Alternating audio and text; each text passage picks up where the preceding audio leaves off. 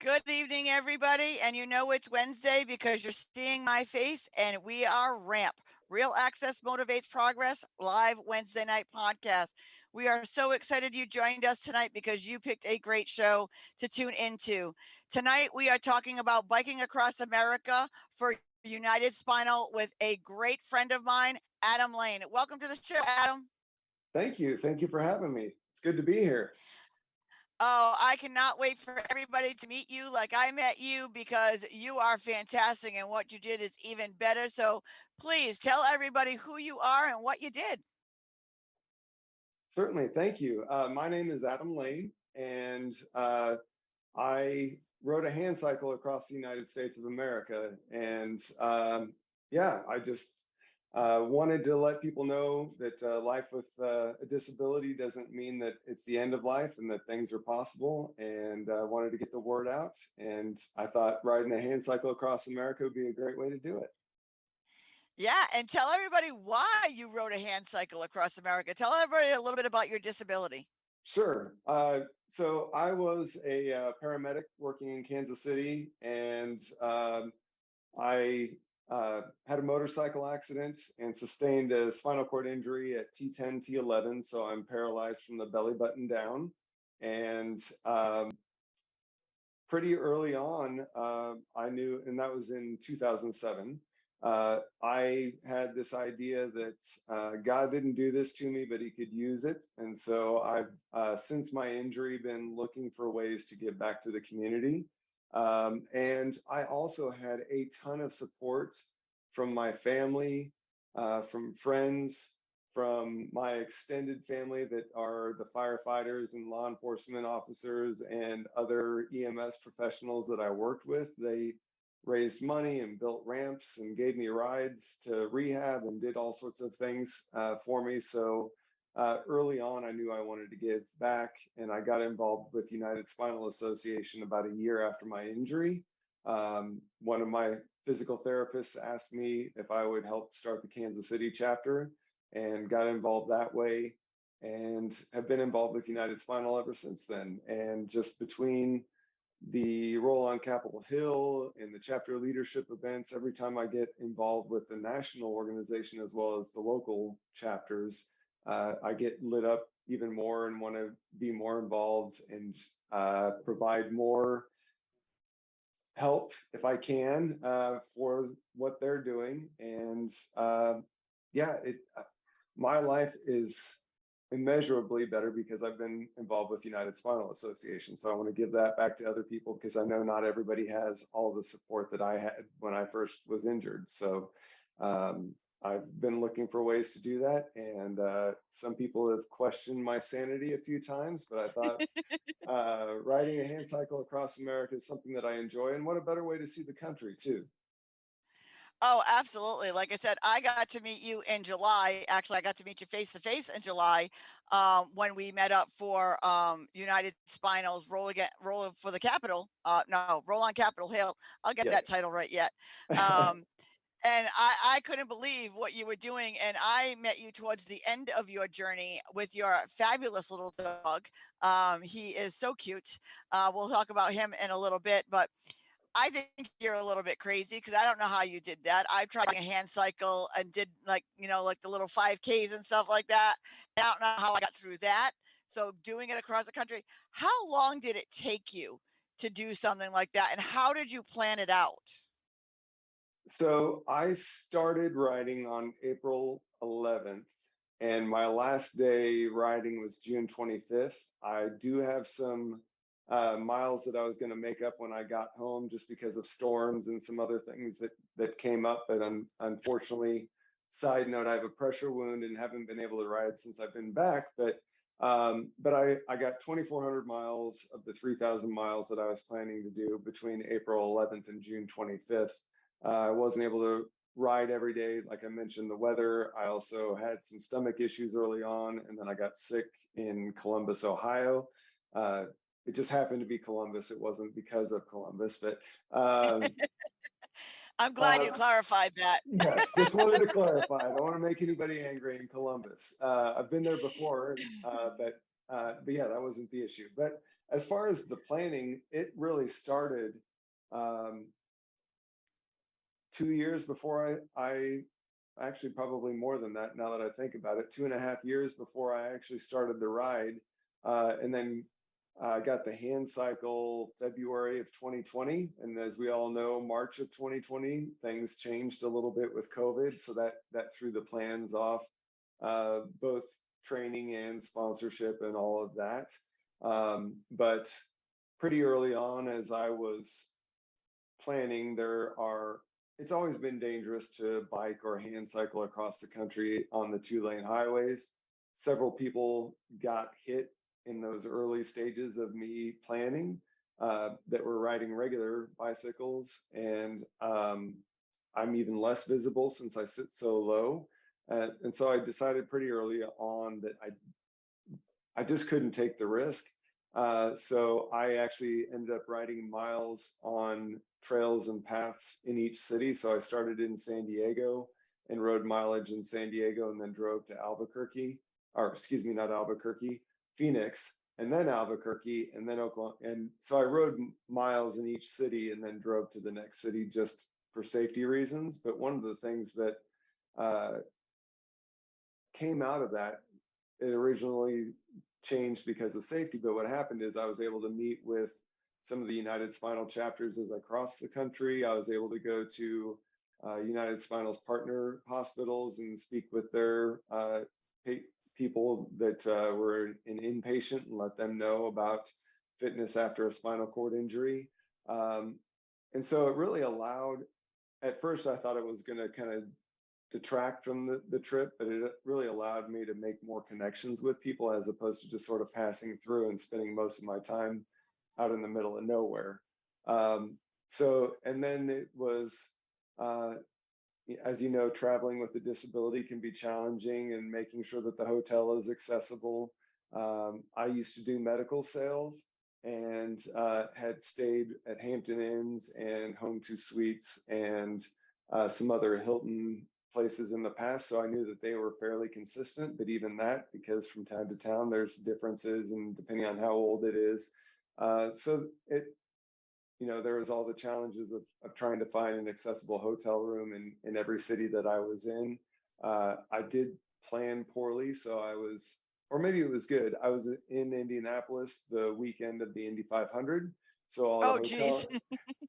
all the hotels were a little expensive that weekend, but I did find Bronability is based out of, well, their old headquarters used to be in Winnemac, but they moved their actual headquarters they still have production in Winnemac, Indiana, but they moved their headquarters to Carmel, Indiana. And so I stayed in Carmel and was able to speak at their corporate headquarters. And I actually went up to Winnemac one of the days I was there and rode with some of the folks that work in manufacturing in Winnemac. So it just allowed me lots of opportunities to meet with people, but it also provided challenges to, show up to hotels and find out, well, yes, you have grab bars, but there's no shower bench. The grab bars are helpful if there's something to transfer onto, but they're not real helpful if there's not. And so the day in and day out was challenging, but at some level, the biggest challenge was just the accessibility and making sure that I could actually use the room that I was in and get to the next place, and loading and unloading the van every time, because as you can imagine, a 3-month trip with an 8-foot long hand cycle requires quite a bit of luggage and containers and all of that. So there were some challenges, but it was good. Yeah, I mean, I love the fact of the hotels, because I can relate from traveling recently. What they think is accessible, they're like, oh, it's a rolling shower, but there's a step. Like, it's not rolling if there's a step. Or there was no grab bars for the toilet. So you either get grab bars with nothing to transfer onto, or something to transfer onto with no grab bar. So, it's 6 to 1 and half a dozen of the other. Yeah. How many people did you travel with? Was it just you and the dog, or like how many people did you travel with? So from San Diego to Pittsburgh, it was just myself and the dog. And then my nephew was able to meet me in Pittsburgh and finish out the trip with me. So the rest of the trip, it was just the two of us and the dog. And then finally in New York, my wife met me, and my three bonus daughters flew out as well. And so we were able to spend a week in New York after I finished the trip. And then they got to fly back, and then I had a van and all that stuff to get back. So it took me 3 days to drive back to Oklahoma. But yeah, it was a good way to finish up the trip. Yeah. Did you drive back alone, just you and the dog? Yes, yeah. Um, there just wasn't much room in the van anyway, but you know, if the girls flew back, my wife needed to be back with them, and if one, you know, nobody wanted to just, you know, drive with dad for 3 days, so they all went back. Yeah. Well, now that we've talked about the dog, you got to tell everybody about your service dog and how cute he is. So tell us a little bit about him and how it was traveling with the dog. Okay, yeah, he is adorable, and I am biased, but people everywhere I go tell me how adorable he is. He is a black lab golden retriever mix, all black lab. Unfortunately, he's in the other room. Otherwise, I'd have him make an appearance, but he's not in the room with me. But so he is trained by Canine Companions for Independence, which is an excellent organization. I've had him for 6.5 years, and he travels very well. From early on, I mentioned I was in medical sales, so he would travel with me when I was doing that. And pretty early on, as long as he saw that I was grabbing his kennel, his dog food, and he was going with me, he was fine. You know, if I was packing and he didn't see those things, he would start to get a little nervous. But once he saw me start putting that stuff in the car, he was fine. So the same was true here. And you know, that first few months I was by myself, except for the week I was in Oklahoma City, and then I'm from Kansas City, so the week I was in Kansas City, I had lots of friends and family too. But the rest of the time, there was a lot of time just by myself. So having him on top of him being able to retrieve objects and all of that stuff for me, uh, it was a huge help just mentally and emotionally. That was probably the hardest part I didn't think about, was the solitude and just having that much time alone. Um, St. Louis and Indianapolis were difficult because it was right after Oklahoma City and Kansas City. So I came off the high of seeing family and friends and all of that, and then I was back to being alone. And then there was also a lot of thunder and lightning during that time. So I was riding less than I felt like I needed to because of the weather, and I was by myself. So having him definitely helped as much as possible with that mental struggle getting through that time of solitude. Yeah. And you didn't tell everybody his name, His name is Graham. I'm sorry, as in Graham Graham. Cracker. He is a dog with many names, Wiggle Butt, Graham Cracker. But you know, people, if they listen to me talk to him, are probably confused and can't figure out what his actual name is. But his actual Yeah. name is Graham. Yeah, and I have to attest, he is beautiful. He makes you want to hug and squish him, but having service drugs myself, I know that is not possible.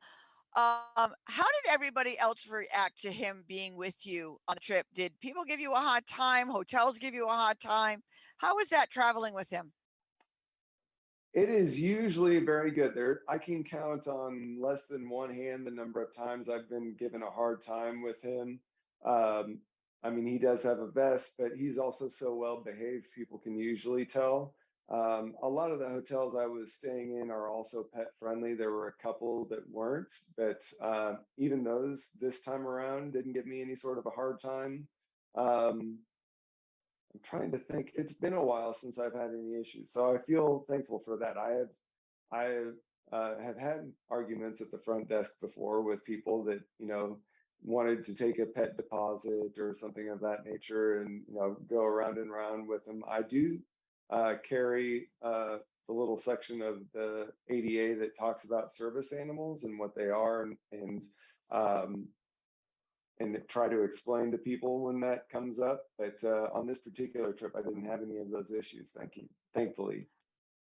Yeah, that's awesome. There's a new issue that I came across because I have a 190-pound Great Dane and 80-pound Pit Bull as my service dogs, and I don't take them often together. Usually, I have Mhm. one or the other, and there's a couple of hotels now that are putting a weight limit on the dogs, that you can only have 80 pounds of dog combined. So if you have two dogs that are both 40 pounds, you can have it. And I'm like, well, that's not going to work for me. So let's try this again, because 190 pounds of them is coming in one shot. So it is what it is. But no, I was curious to see how, across the country with having the dog, because sometimes they don't know how to play it nice. Right. Yeah. Thankfully, I didn't have any issues. Ironically, the last time I had any issues was in Vegas, and you would think that they would know better because they just had more people coming through. But yeah, I had a whole run around, and they were trying to make me sign a contract, and yeah, it was interesting, but Yeah. we got it straightened out. Yeah, so basically carry the information with you, know your rights, and don't settle for less, because your dog's important too. But how many miles did you do altogether? Like, what was the total? Uh, the total so far is just over 2,400 miles. I was going for 3,000. So I'm still going to make up another 600 miles once I get this wound healed up. So got a little bit of time to get that straightened out. Yeah, tell everybody a little bit about what your wound is and what it's called, so people understand what's going on. Sure. So there are several different ways that you could hear the same wound. Decubitus ulcer is the more technical term. It also is sometimes referred to as a bed sore. It's a pressure wound because the way that you get it is from pressure. Mine is on my butt. There's no nice way to put it. The left ischial tuberosity is what it is under. So your sit bone on the left side is what it's on. And basically, most people that aren't paralyzed, when they're sitting in a chair, if they get uncomfortable, they move around, they don't even think about it. Since we can't feel, sometimes we don't do pressure relief. I don't know if I've done it since we've been live, but just sort of lifting up and getting the blood flowing to it is what we do. I had an issue. I have a Roho cushion that typically prevents those things, but it is air in the cushion, and I had a leak and didn't realize it one day and sat on a section that wasn't aired up for a very long time and started it, and then through a series of events. A lot of time in cars where I wasn't on a cushion, I was just on a regular seat and things of that nature. It got worse and worse. And then once you have one, it's difficult to get it to heal up. I've been dealing with this one for over a year.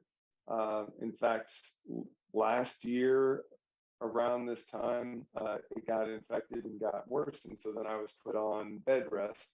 And I did, I think, either 9 or 10 weeks of bed rest where I was only up for 2 hours a day. And it got much better. I got released. And I thought I was taking care of it. And then it reopened. And since then, it's been a little bit of one step forward and two steps back. And all of this was while I was training to go on the ride. And so I had some pretty difficult conversations with my doctor, wound care doctor, and thankfully he's been bringing up surgery as an option, but not pushing it, which is rare for a surgeon. This is an option. We can try different things. Here's this. And he was willing to work with me so that I could go on the ride because he knew I'd been planning it and training for it. And it actually did pretty well on the ride. It got infected while I was in New York, and so I had to get on antibiotics, and it did get a little worse than it had been. The 3-day drive back didn't help. That's one of the reasons why it took 3 days instead of less, is because I broke it up so that I was only driving about 8 hours as opposed to, trying to break it up into 2 days or just driving straight through. And since I've been back, it's been a little bit more of that one step forward, two steps back. And for whatever reason, it's just been, it got infected again since I've been back just a couple of months. And we started a wound vac 3 or 4 weeks ago to try that. And it just hasn't been helping. And like I said, it's been over a year since I've been trying to get it to heal. So I finally just last Friday had the conversation again, and it's been brought up multiple times before then, and just said, you know what, it's going to be bad because once you have the surgery for it, the surgery itself is not that bad. The problem is you stay in the hospital on complete bed rest for 4 to 6 weeks afterwards while it heals up. So no getting up to use the restroom, no getting up to bathe, no getting up to eat. You are in the bed. So basically, once you're done with surgery, until you get out of the hospital, you're in bed for 4 to 6 weeks. So it finally just got to the point where, um, although work is thankfully allowing me to work half days from home, so I can, make sales calls and do stuff online, and then come in for um, appointments with customers and all of that. I'm just half doing life. I'm getting home and then have to lay in bed instead of spending time doing things with the family. They have to come to me and, watch videos, and we make the best of it, but it's just kept me back. I'm sort of doing life and I'm half living life, and I'm just sick of it after over a year. So um, go in October for the surgery. All goes well, even if it's 6 weeks, I'll get out the Monday before Thanksgiving. So hopefully all goes well with that, and then I can go from there and start getting the miles in that I need to make up. But yeah, it's been a. I'm glad that I was able to maintain well enough that I was still able to do the ride. But even that, there were a couple of days where I would have liked to have gone and checked out the city and done this and done that, but I was lying in bed trying to save my time for when I was doing events, meeting people, or riding on the hand cycle, or driving from city to city. So there was definitely some limitations on what I was able to do because of that. And this is the joys of being paralyzed and being disabled that people don't realize that we have to make accommodations for. And, but you still do an awful lot more than people who are able-bodied, that, make every excuse in the book. And look at what we push through just to show people that we're worthy and we matter and we can do anything, just do it differently. So I commend you for all of that. Now, how much money did you end up raising for United Spinal? The last total I saw was a little over 50,000. I haven't seen the actual final total, but it was just over 50,000. I had a much bigger goal, but it was sort of the first time, and there were several different factors involved. I gave myself more of a hard time about it than some of the other people did. So I think it's an excellent start, and I'm hoping that even if it's just me consulting and using the information that I've gained from doing it, I don't know if my wife would allow me to do another one. I was gone for 3 months, and it was hard to be away from her too. And just, it's difficult to be away from family for that long. But, maybe whether it's a single event where lots of people in lots of different cities across the country, or a group of people going across the country, I'm hoping that I can somehow contribute in a way that, can raise more money and raise more awareness.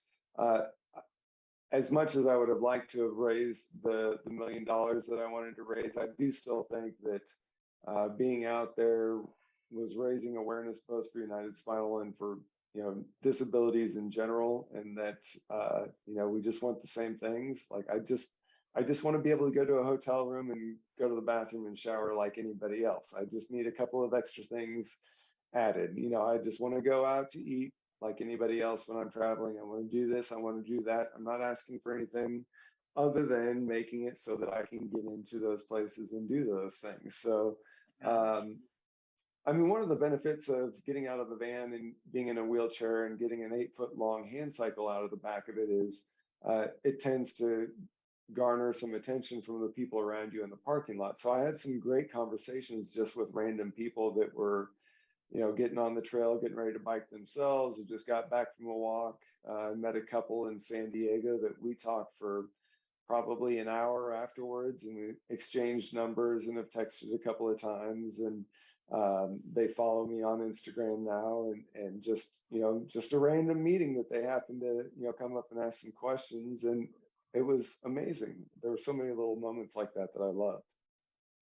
Yeah, it's so many lives that you touched. If I know you've reached more than 1 million people, if every one of those people gave $1, you would make your goal. And so I'm putting the plea out there for everybody to donate to Adam $1.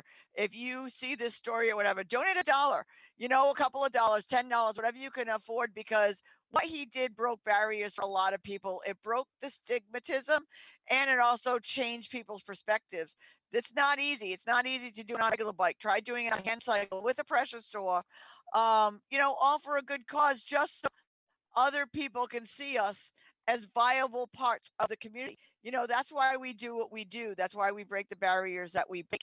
And it's so important that people stand up and support and, join Adam, volunteer for Adam, be somebody to help do the rest of his miles, or go out and raise some money for United Spinal and save the cause. Now, why United Spinal for all of this, Adam? There are several different reasons. One, because uh, again, I mentioned that I had all of that support, and they are already on the ground doing it. I definitely believe in not reinventing the wheel. And one of the things that I love about United Spinal is originally when I got involved, it was with the National Spinal Cord Injury Association, and they merged with United Spinal. And it used to be that NSCIA was more involved in the cities, and United Spinal was more involved in doing the advocacy. And now they're doing all of that. They have the local chapters that are doing the peer mentoring, that they're going out in the community, they're doing events, they're doing things and getting people connected with the rest of their community.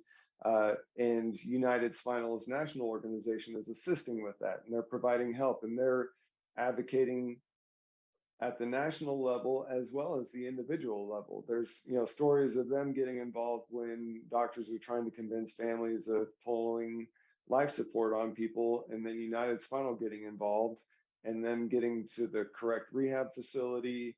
They eventually get off the vent and are able to live a life that they wouldn't have had they listened to the doctors that just didn't have the information. But they're also advocating at the national level, as we were there on Roll on Capitol Hill in Washington, D.C., but they are there year round, and they're making those relationships with their representatives so that when things come up with Medicare or Medicaid, or with air travel, they can have an impact on those things. And they are making a difference in people's lives, both at the micro and macro level.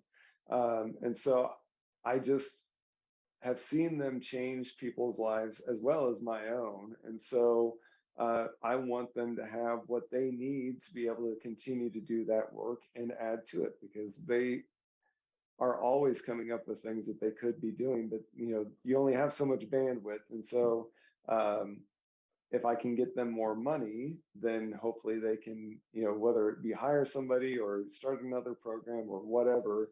I just want them to have as much as possible, because they are making differences in people's lives. You are absolutely correct. And everybody who doesn't know, who may be watching this for the first time, I'm a spinal cord injury as well. I took a spinal stroke during a minor procedure. We're the only minority that anybody can join at any time, especially a spinal cord. It's usually an accident, an incident, a procedure, or something that goes wrong. So that is right. You need to know your rights. You need to know about United Spinal, because if this happened to one of your loved ones and the doctor's talking to you about pulling the plug and shutting off their respirators, getting United Spinal involved could save their lives, and not only save their lives, end up like me and Adam, changing other people's lives as well as our own. So that's why we advocate so strongly for United Spinal, because they do so much to save your loved ones. We're giving you a way out to possibly be saving. I'm not saying everybody can be saved, but possibly saving your loved ones, knowing more information, and living, not only just living and surviving, but living full, wonderful lives. I mean, Adam just biked, hand cycled across the country. I mean, who does that?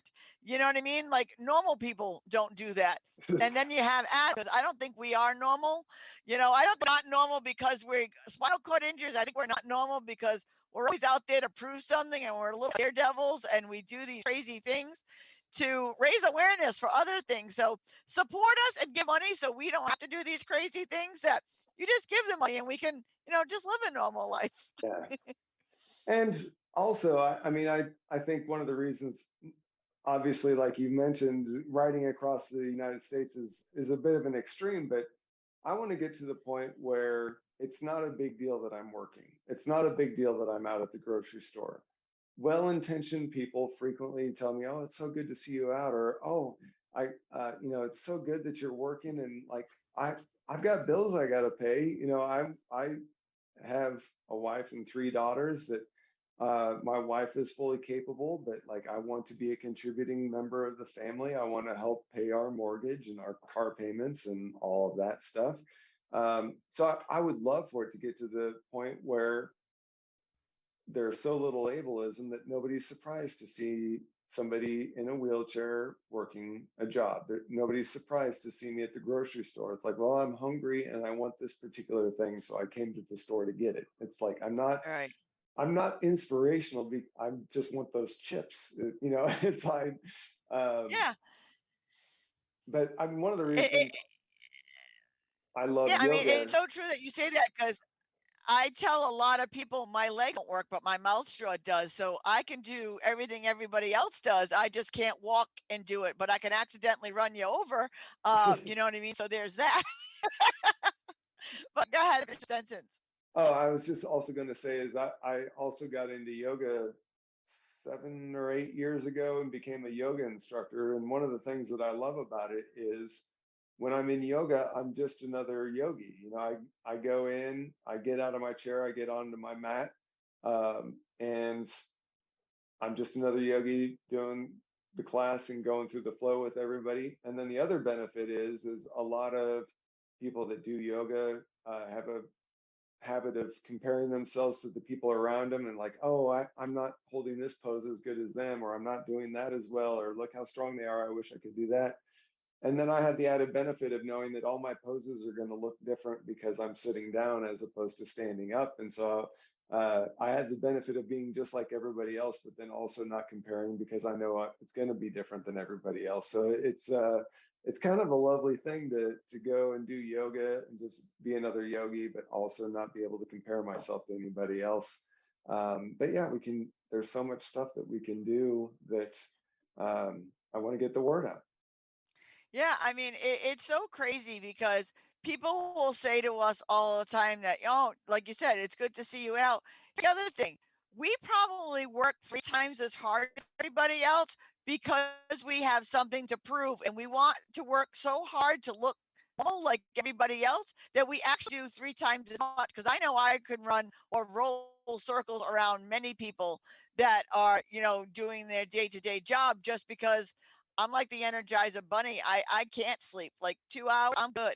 I just drove to Florida and back. I took two 1 hour power naps and did 28 hours driving because I'm like the Energizer Bunny. I just got to keep going, and a lot of people are like, I couldn't do that. And I'm like, we're not different and we're not inspirational because we happen to be doing life from a wheelchair. We may do like biking across America. That's a little bit more inspirational, only Sure. because I don't know a lot of people that do that, but we are like everybody else, and our whole point is we're fighting so hard to blend in, not stand out. And I love the way you say that and what you do.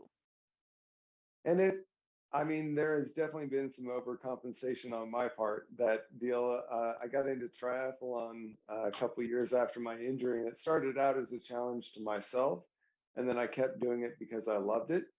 And then somewhere along the line, it became like that's what everybody knew about me, and so that's what everybody asked about me, and it became this overcompensation, proving that I'm worthy because half my body doesn't work, which was more me. I mean, nobody told me that I had to, but so it's been a struggle to realize that like I don't have anything to prove to anybody, and I mean that's a lesson that I continually have to learn because it's easy to go from oh yeah I'm doing this because I enjoy it, and then that mental deal of like overcompensating and proving that I'm worthy just because half my body doesn't work the same as everybody else's. Whereas like my value doesn't come from my physical body.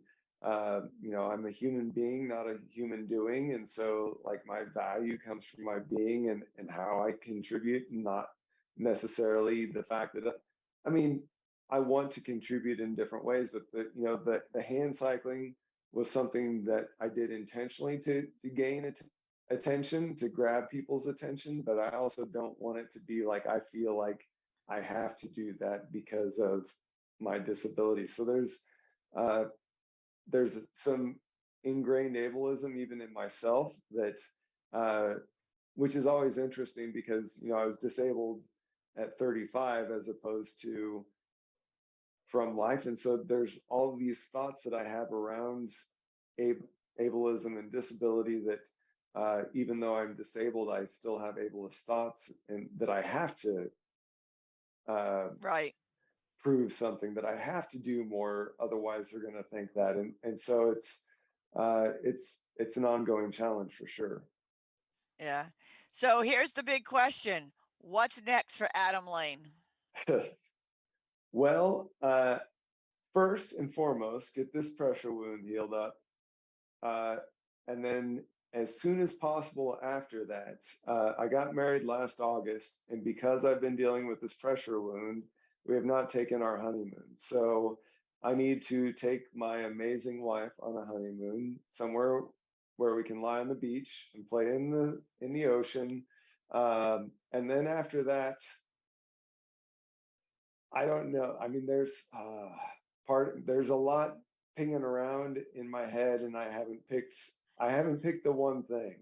Um, I have had a lot of thoughts about the 4 to 6 weeks in the hospital, and people have been telling me for quite a while that I need to write a book. So maybe I'll get started on that while I'm in the hospital, and hopefully, if I do get a good start, I can ride that wave afterwards. But yeah, the two biggest things are getting the pressure wound healed up, a honeymoon with my wife, and then we'll see what the next big thing is.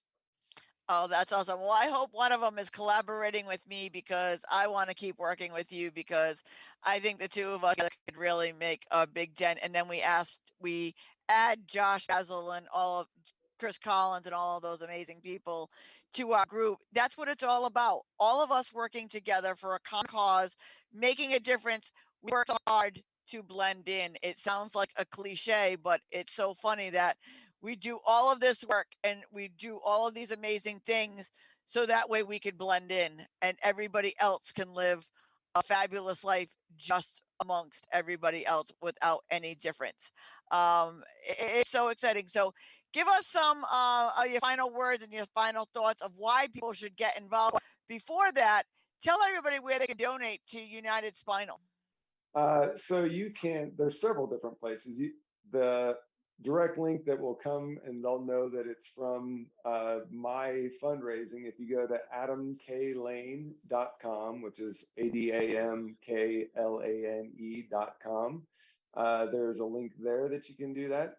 My Instagram is 2022 Hand Cycle Across America. On Facebook, it is Strong Wheeled Hand Cycle Across America. All of those have links that you can go and contribute and give generously, hopefully. But I would love to see $1,000,001 donations or 100,000 $10 donations than one or two big donations. I would love to see lots of people getting involved because I think that's more sustainable, and seeing people, have that fire lit that may not have a lot of money, but they want to contribute something and then they want to get involved as well. I would love to see that. But United Spinal is making difference in people's lives on a daily basis. Again, I've said it earlier, but at the micro and macro level, they're doing things that help across the nation. They are doing things to help individuals and groups. The local chapters are doing amazing work. When I go to different things at the national level and I talk to other people from other chapters and hear all the things that they're doing at those chapters, it makes me think that I'm definitely falling behind in Oklahoma with the work that we're doing. But yes, between peer mentoring, just having somebody roll into your hospital room after an injury uh, and saying, I work, I drive, I do this is way different than a doctor or an occupational therapist walking in and saying, oh, you can still live a full life. It's a completely different deal. Getting involved at the city level and going out and marking where there aren't curb cutouts and going to the city and letting them know and talking to their ADA advisor and making changes there. I mean, they're doing all sorts of amazing work. And the more people they have involved and the more money they have involved, the more amazing work that they can do. And yeah, more people that can live regular lives and pursue the same things that everybody else wants to pursue, but they are currently having to spend so much time just trying to take care of medical needs or trying to get in and out of their house that they can't do the other things. Yeah. Well, here's my challenge to America because, if you think Adam is inspirational at all, be thankful that you have children that can ride bike. Be thankful that you can still ride a bike. Be thankful of all the people that you see out and around here. Get you and your kids out on a bike and then make a donation in Adam's name to United Spinal so that you are out biking. You are doing it. You are fortunate that you can do what you do, and donate, go see a wheelchair user, go make a new friend, go find a new perspective, but get out on your wheels in any way, shape, or form, and then make a donation in Adam's name at United Spinal. Show him that we all love him and we care, and it was worth it for all of us because he changed all of our minds. He opened our minds, he changed our perspectives, and we're thankful for what we can do every day that we're still here on this planet every day making a difference and do it in his name. That's Adam Lane at United Spinal. Make sure you're making a donation and tell everybody where they can make those donations again, Adam. AdamKLane.com. Instagram is 2022 Hand Cycle Across America, and Facebook is Strong Wheeled Hand Cycle Across America. And they all have links that you can go to, or you can just go directly to United Spinal and give money to them directly. As long as they're getting the money, that's all I care about. Yeah, and if you're giving it directly to United Spinal, because probably the easiest one to remember, just make a note that you're doing this because in Adam's name, they'll still at least know that he's making a difference out there because he is. He's making a difference every day, and he's breaking barriers for all of us, and we thank him for what he does and everything he does. Hopefully, we'll be doing something together really soon because I'm traveling all year. So we were just talking before we started the show of me coming out and doing something with Adam and doing some work together. So like I said, grab your bikes, grab your kids, grab your family members, grab a friend, get out there, bike, raise some money and donate it in Adam Lane's name to United Spinal. So that's going to be my gift to you, Adam. Hopefully there'll be a lot of people out there that will make a donation and make it all, seem possible. So do you know when the next roll on the Capitol is? I believe it's in June next year. Yes, it's June of next year, but I cannot remember the dates. I don't Yeah, remember. I can't either. I'm drawing a blank, but that'll be coming up so you can, get some information. And here's the thing, you don't need to be a disabled person to learn from United Spinal. Learn now in case a loved one happens to end up in that predicament or needing their services. Learn everything you can now. Donate now because the research is there if it happens to be a loved one ends up needing some help. The money is already there. You already know about them and you can intervene where the doctors may not know all of the answers. You can say, "Hey, I know an organization that can get involved. Let's call them up before we make any decisions." So make sure you're doing that as well. Give us your final thoughts, Adam. Tell everybody, why they should get involved and what you would like to leave everybody with tonight. I think the biggest thing is just that disability isn't a dirty word, and we don't need to be afraid of it. And that's just in general, we all have different things that we uh, have going on or struggle with. That mine some of mine just happen to be more visible because I'm a wheelchair user. But just go out and make the best of your life, and spread some smiles around, I guess would be the best thing. Yeah, and that's awesome because, like I said, when I met Adam on the Capitol, I've been smiling ever since. We've been talking and connecting since then. So it's just making that connection. So make a difference. But thank you so much, Adam, for taking the time to being on our show and telling everybody your story. And again, hopefully everybody will be going on to United Spinal, making a donation in your name, hitting that $1 million mark. Because again, their work is so important. So thank you so much, and we will be in touch, my friend. All right, thank you. Have a great night. Thanks for having me on. Oh, you too. And I can't wait to invite you all back next week because if you're not sick of hearing about United Spinal now, we have actually the chapter president for United Spinal, Vincenzo, going to be with us next week. So tune in next Wednesday night, same time, same channel. And as I always say, don't just sit there, everybody. Make a difference. Have a great night. See you next week.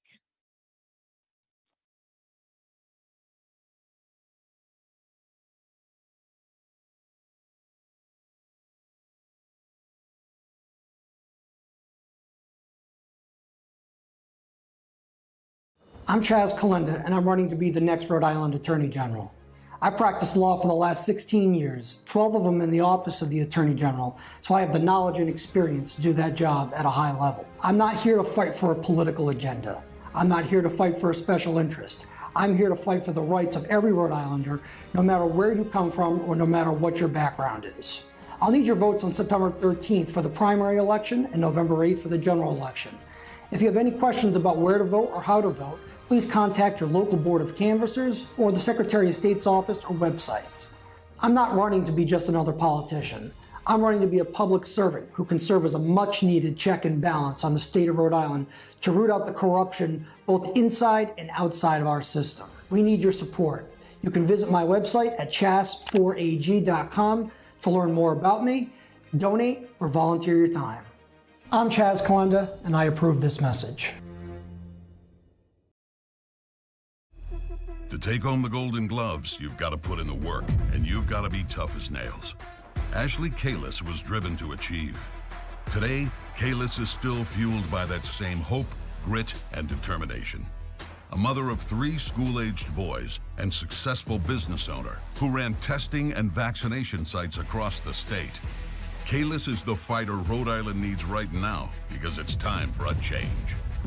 Ashley Kalis for governor.